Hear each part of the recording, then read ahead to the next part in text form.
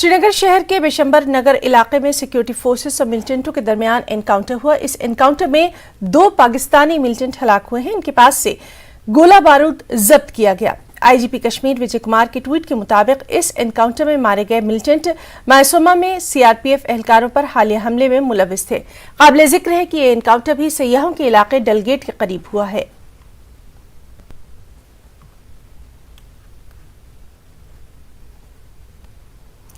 BSP की सरबराह मायावती ने कांग्रेस के साबिक सदर राहुल गांधी के उस बयान पर अपना रद्द-ए-अमल जाहिर किया जिसमें राहुल गांधी ने कहा था कि वो यूपी इंतखाबात के दौरान बीएसपी के साथ इत्तेहाद चाहते थे, लेकिन साबिक वज़ीर-ए-आला ने कोई जवाब नहीं दिया। और राहुल गांधी के इस दावे पर यूपी की साबिक सीएम मायावती ने कहा कि उन्हें अपने बिखरे हुए घर का ख्याल रखना चाहिए। मायावती ने मजीद कहा कि मैं राहुल गांधी के बयानात की तरदीद करती हूँ, किसी पर तबसरा करने से पहले 100 बार सोचना चाहिए। इसके साथ ही साबिक सीएम मायावती ने इल्जाम लगाया कि कांग्रेस ने दलितों के लिए कुछ नहीं किया। उन्होंने दावा किया कि साल 2007 और 2012 के दरमियान जब यूपी में बीएसपी की हुकूमत थी तब मरकज में हुक्मरान कांग्रेस ने उनकी कोई मदद नहीं की थी। वाज़ेह है कि राहुल गांधी ने यह दावा किया था कि मायावती सीबीआई, ईडी वगैरह के दबाव की वजह से दलितों की आवाज के लिए अब नहीं लड़ रही हैं।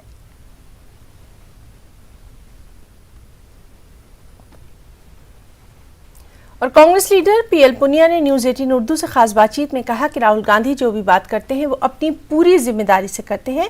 ये हकीकत है कि बीएसपी बीजेपी की ही बी टीम की तरह काम कर रही है। कांग्रेस के वरिष्ठ नेता और सीडब्ल्यूसी के सदस्य पीएल पुनिया उनसे बात करते हैं। सर, कल राहुल गांधी ने एक बयान दिया था उत्तर प्रदेश को लेकर। उन्होंने कहा था कि उत्तर प्रदेश चुनाव को लेकर उन्होंने मायावती से बातचीत की थी, उन्होंने ऑफर ठुकरा दिया था। आज मायावती ने प्रेस कॉन्फ्रेंस की और ये कहा है कि राहुल गांधी सिर्फ झूठ और झूठ बोल रहे थे। देखिए, बड़े आश्चर्य की बात है कि मायावती जी राहुल गांधी जी को झूठ बता रहे हैं। हकीकत इससे पहले भी हमारे उत्तर प्रदेश की प्रभारी राष्ट्रीय महासचिव श्रीमती प्रियंका गांधी वो भी कह चुकी कि हमने फ़ोन किए और उन्होंने जवाब तक नहीं दिया, बात करने से मना कर दिया। तो अब जनता के बीच में है कि झूठ कौन बोल रहा है। मायावती झूठ बोल रही है। राजनीतिक जो खेल रही थी वो बुरी तरह से फेल हुआ, वो सबके सामने है। और इस सिर्फ एक कैंडिडेट जीत पाए और सपना कुछ भी देखा हो। हकीकत क्या है? हकीकत है कि भारतीय जनता पार्टी से मिली हुई एक बी टीम की तरह से काम कर रही है। ये बहुत पूरे स्पष्ट है। और इन्होंने चुनाव प्रचार के दौरान एक सवाल के जवाब में ये कहा था कि हमने अपने काडर को कहा है कि जहां हमारा कैंडिडेट कमज़ोर है वहां पर भारतीय जनता पार्टी को वोट दे दें, और भारतीय जनता पार्टी को उससे लाभ मिला। तो ये किसने किया? राहुल गांधी जी ने तो नहीं किया, ये तो इन्होंने खुद ही कहा कि भारतीय जनता पार्टी को मदद कर दें। तो भारतीय जनता पार्टी से मिली हुई नहीं है तो और क्या है? और भारतीय वज़ीर-ए-आज़म नरेंद्र मोदी ने कहा है कि उन्हें खुशी है कि पीएम किसान सम्मान निधि और ज़राअत से मुताल्लिक़ दीगर स्कीमें मुल्क के करोड़ों किसानों को नई ताकत बख्श रही हैं। हमारे किसान भाइयों और बहनों पर पूरे मुल्क को फ़ख्र है। वो जितने मजबूत होंगे, नया हिंदुस्तान उतना ही खुशहाल होगा। पीएम मोदी ने ट्वीट के जरिए ये बात कही। उन्होंने अपने ट्वीट के साथ पीएम किसान सम्मान निधि का पोस्टर भी शेयर किया। पीएम के ट्वीट के मुताबिक 11 करोड़ 3 लाख किसानों के खातों में 1.82 लाख करोड़ रुपए पहुंच चुके हैं।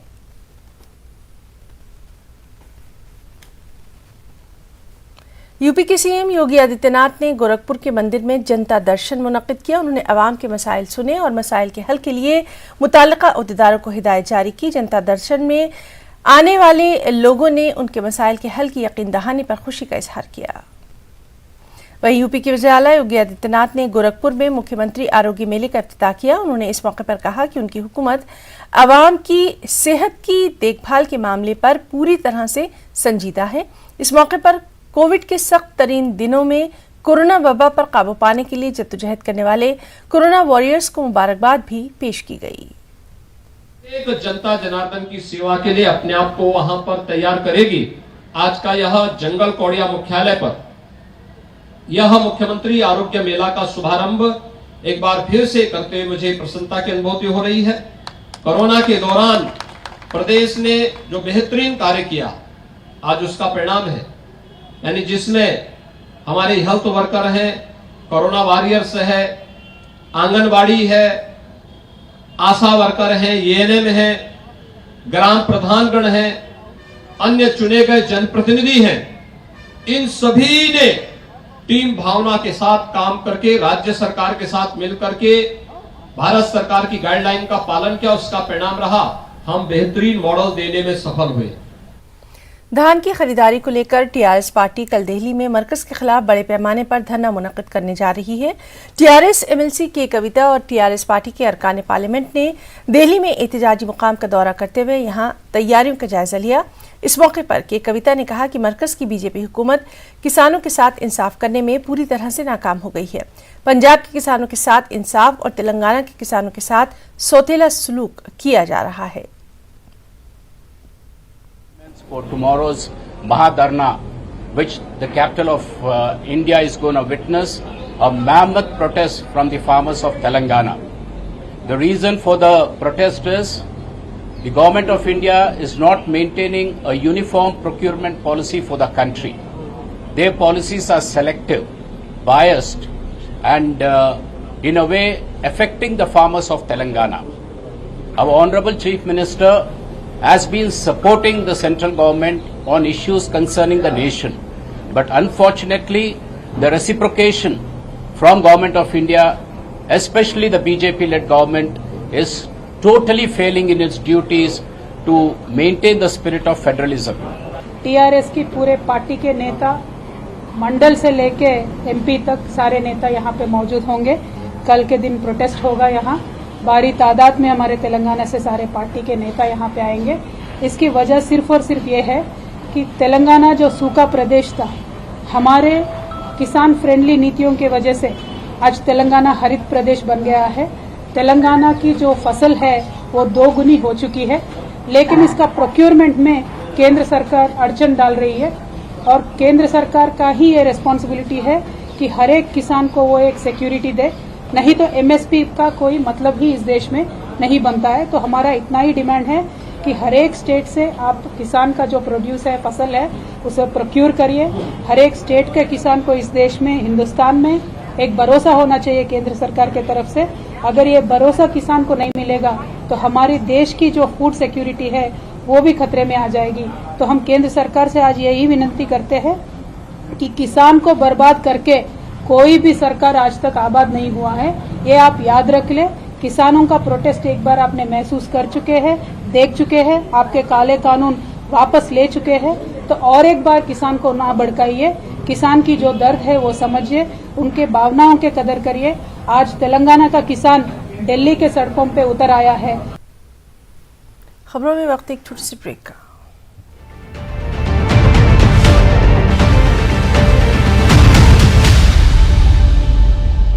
कर्नाटक में अक़लियती फ़िरक़े के खिलाफ तासुब है कि थमने का नाम नहीं ले रहा। बात हिजाब मुखालिफत से शुरू हुई और अब गरीब फल फरोशों को निशाना बनाया जा रहा है। जिला धारवाड़ में हनुमान मंदिर के पास एक तरबूज फरोख्त करने वाले बुजुर्ग मुस्लिम ताजिर को बेदर्दी से निशाना बनाया गया। दुकान में मौजूद तरबूज को हमलावरों ने जमीन पर बिखेर दिया, बर्बाद कर दिया। एक जानिब हुकूमत की जानिब से सबका साथ सबका विकास का नारा लगाया जाता है, वहीं दूसरी तरफ शरपसंद अनासर के खिलाफ शिकंजा कसने में किसी भी किस्म का कोई कदम नहीं उठाया जाता।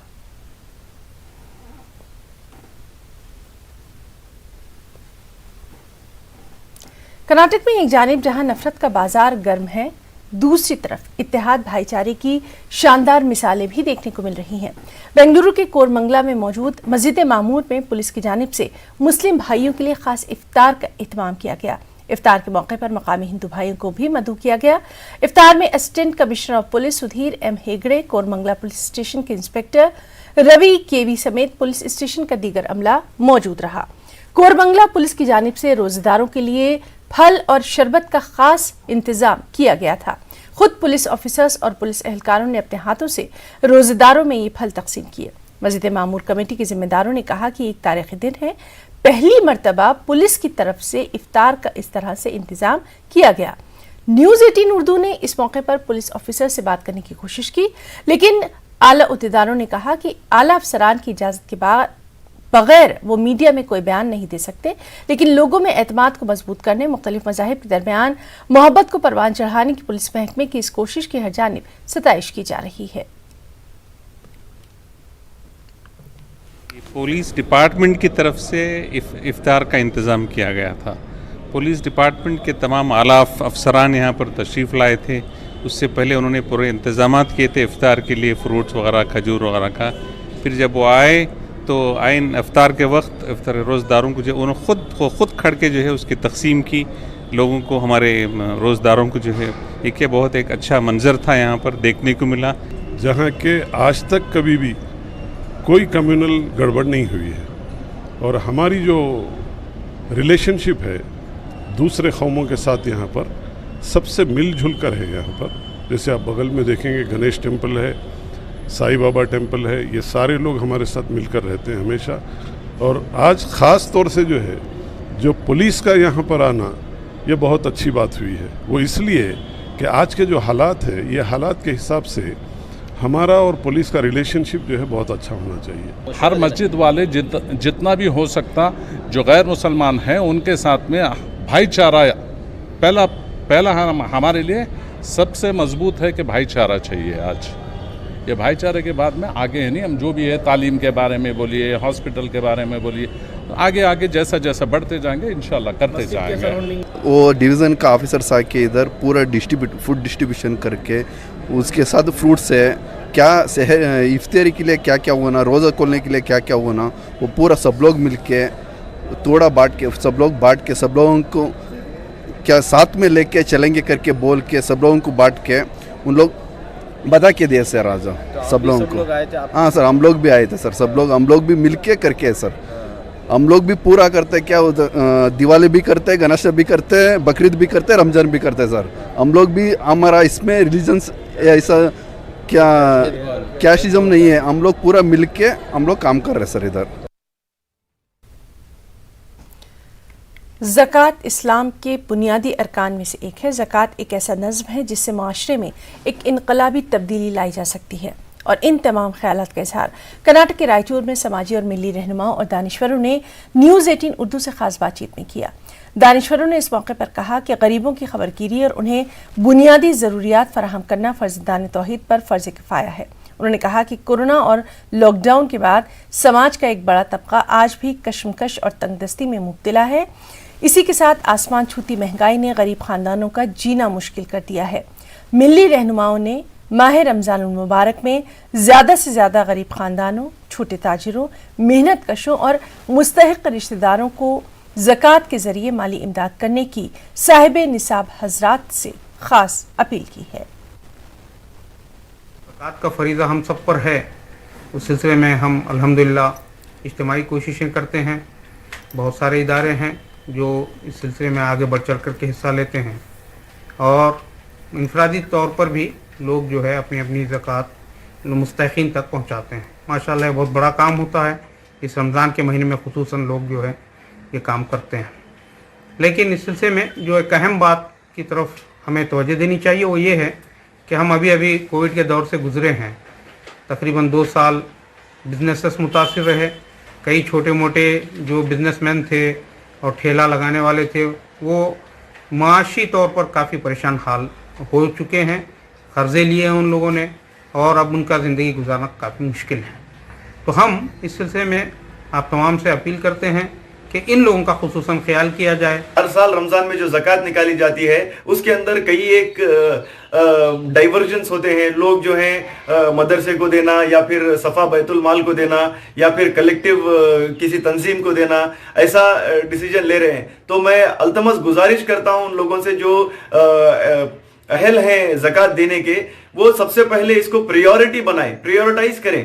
आप अपने अहले खाना में देकर एक जो इम्बैलेंस चल रहा है, कोई अमीर है किसी के घर में, उसके रिश्तेदार बहुत गरीब हैं, परेशान हैं, कर्जे में मुब्तला हैं और कोरोना के बाद तो हालात बहुत ज्यादा बिगड़ चुके हैं। तो सबसे पहला हक जो होता है वो अहले खाना का होता है। उन लोगों की तरफ देखकर अपने ज़कात के पैसे को बैलेंस करने की कोशिश करें। अगर आपके अहले खाना में सब लोग मुस्तहिक हैं, वो सब लोग ज़कात निकालने वाले हैं, तो वो आप अपने अड़ोस पड़ोस में देखें, अपने मोहल्ले में देखें, जहां जहां पर कम्युनिटी इम्बैलेंस है, परेशान हाल है, पहले उनको सीधा करें।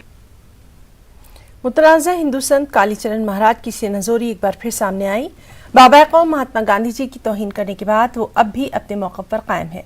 कालीचरण ने मीडिया से बातचीत में कहा कि वो अपने बयान पर कायम है और सोच समझ कर ही महात्मा गांधी के खिलाफ बयान दिया था, लिहाजा उसे कोई अफसोस नहीं। वाज़ेह है कि 95 दिन जेल की सलाखों के पीछे गुजारने के बाद कालीचरण जेल से जमानत पर रिहा कर दिया गया। महात्मा गांधी के खिलाफ तौहीन आमेज तबसरा करने के इल्जाम में उसे गिरफ्तार किया गया था। बता दें कि कालीचरण महाराज ने 26 दिसंबर को छत्तीसगढ़ के रायपुर में धर्म संसद में बाबा कौम महात्मा गांधी के लिए काबिल एतराज अल्फाज का इस्तेमाल किया था। उसने कहा था कि नाथूराम गोडसे को सलाम जिसने गांधी को मारा। वक्तव्य पे स्थिर हूँ और क्या, जिस व्यक्ति ने छत्रपति शिवाजी महाराज को, गुरु गोविंद सिंह जी महाराज को, राणा प्रताप जी महाराज को पथ भ्रष्ट कहा, उस व्यक्ति से मैं नफरत करता हूं और मेरे विचार जो थे वो सोचे समझे बोले गए हैं, उसमें मुझे कोई पश्चाताप नहीं है। कोरोना वबा से हिफाजत के लिए हुकूमत की जानिब से मरहलेवार इक़दाम जारी हैं। 18 साल से ज़्यादा उम्र के नौजवानों को आज से बूस्टर डोज लगाने का आगाज हो चुका है। बूस्टर वही अफराद लगवा सकते हैं जिनको कोरोना वैक्सीन का दूसरा डोज लगवाए हुए 9 महीने का अरसा गुजर चुका है। इसके अलावा 60 साल से ज्यादा उम्र के ऐसे अफराद जिन्होंने दूसरा टीका लिया हो वो भी बूस्टर डोज के लिए अहल हैं। आज से दिए जाने वाला बूस्टर डोज तमाम निजी यानी प्राइवेट वैक्सीनेशन सेंटर्स पर दस्तयाब रहेगा। This is very good. Actually, we should take full precautions, and this is a very good assistance being given by the government, so that every common man can afford this. So I would say it's a wonderful initiative. क्या है कि मैं जब public उसमें जाता हूँ तो mask वगैरह पहनता हूँ और जिम्स में भी वगैरह बाहर होता हूँ तो पहनता हूँ, अदरवाइज तो नहीं। बट लेकिन अच्छा है, लेकिन अभी बूस्टर डोज लग जाएगा तो और बेटर है। तो खबरों में फिलहाल इतना ही। आदाब।